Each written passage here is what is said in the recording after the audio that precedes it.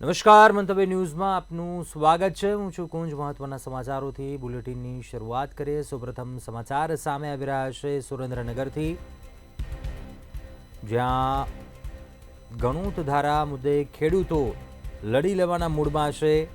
Surendranagar collector કચેરીમાં જ ખેડૂતોએ રામધૂન યોજી દસાડા એમએલએ પીકે પરમારનું રાજીનામું માંગવામાં આવ્યું। ખેડૂતો હનુમાનજીના મંદિરે ન્યાય માટે પ્રાર્થના કરતા હતા। ધારાસભ્યએ હનુમાનજીનું અપમાન કર્યા હોવાનો પણ આક્ષેપ લગાવ્યો ખેડૂતોએ। મોટી સંખ્યામાં ખેડૂતોએ વિરોધ નોંધાવ્યો, રેલી પણ યોજી। હનુમાનજીનું અપમાન બિલકુલ નહીં ચલાવી લેવામાં આવે તેવું ખેડૂતોએ જણાવ્યું હતું અને રોષ વ્યક્ત કર્યો હતો। કલેક્ટરના કૌટુંબિક સગા પણ ગણોત ધારાનો ભોગ બન્યા છે। કૌટુંબિક સગા પણ કલેક્ટરને રજૂઆત કરવા પહોંચ્યા હતા। શું કામ આવ્યા હતા? અમે પાટડીથી આખું સંઘર્ષણ 15 થી 1800 માણસો અમે આવ્યા છીએ। 92 કાનૂની કલમ હટાવવા માટે આવ્યા છીએ। મકાનનું અમારે છે તેનો પ્રશ્ન હલ કરાવવા આવ્યા છીએ અને આ સહાય અમને મળી નથી એટલે માટે અમે આવ્યા છીએ।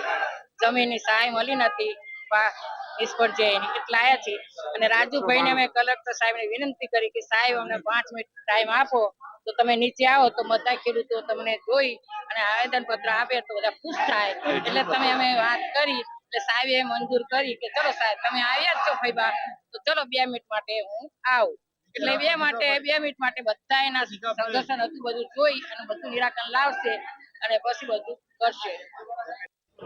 દસાડાના ધારાસભ્યશ્રીએ આ ખેડૂત આંદોલનને દબાવી દેવા માટે, એના આગેવાનોને ધમકાવવા માટે પોતે વિવેક ભૂલી અને સત્તાના નશાની અંદર બેફામ વાણી વર્તન કર્યું છે અને વાણી વર્તનની અંદર કદાચ અમને આગેવાનોને ગાળો દેતો પણ અમને વાંધો નથી, પરંતુ ભગવાન શ્રી હનુમાનજીનું અપમાન કર્યું છે અને આ તમારો હનુમાન આવીને તમને કોઈ મદદ કરવાનો છે, આ રામધૂનના નાટકો કરો છો, આવી રીતે કરી અને એમણે ખેડૂતોને ખૂબ હેરાન કર્યા છે।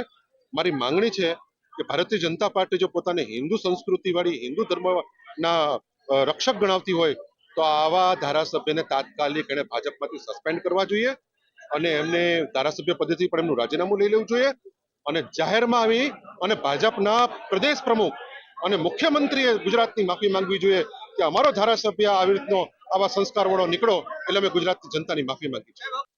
પાટડી અને તેની આજુબાજુના 7 ગામોના લોકો દ્વારા આજે વિવિધ મુદ્દાઓ પર આવેદનપત્ર આપવામાં આવ્યું છે, જે બાબતે આગળ નિયમ અનુસાર યોગ્ય કાર્યવાહી સત્વરે કરવામાં આવશે। કેટલા ખેડૂતોનો પ્રશ્ન છે? મૂળ પાટડી ગામના અને એના સીમના છે, જે આજુબાજુના ટોટલ મળીને 7 ગામોના લોકોનો પ્રશ્ન છે।